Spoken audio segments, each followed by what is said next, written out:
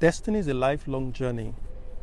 The call of God upon our lives brings us into that place where we partner with the Lord Jesus. But our partnership with the Lord is not only just about doing ministry, preaching the gospel, singing songs, or carrying out Christian service.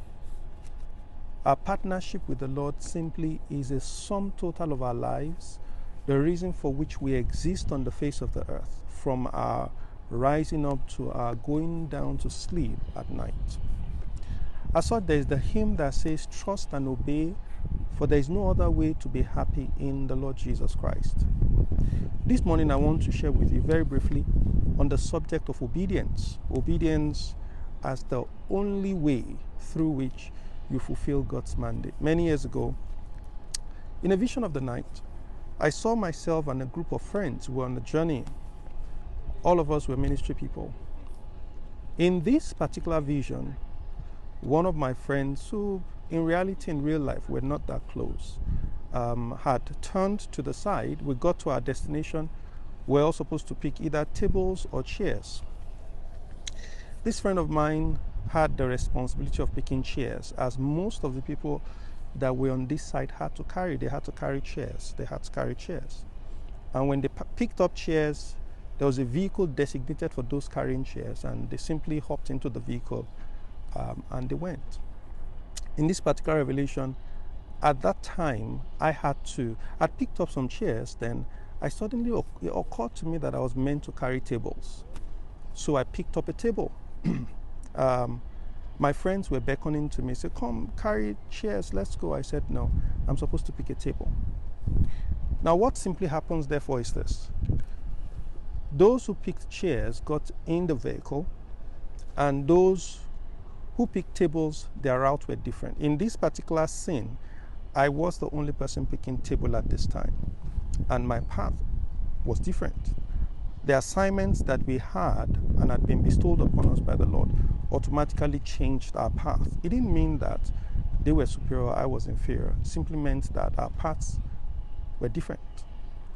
The path I was supposed to take as one carrying table was a very narrow path, muddy road, and pretty bleak. I couldn't see the distance. It wasn't a tarred road, and I had to carry the table on my head and walk that path.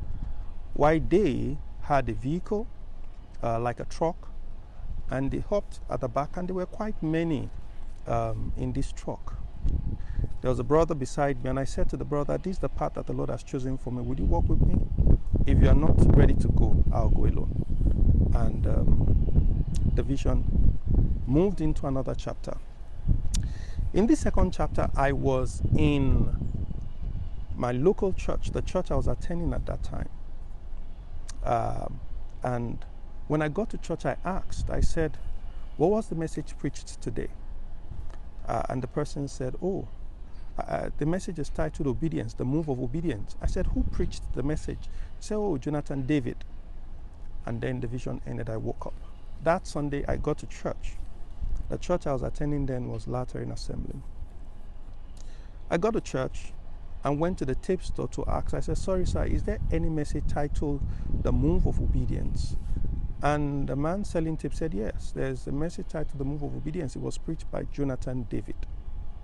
Now, that is real life.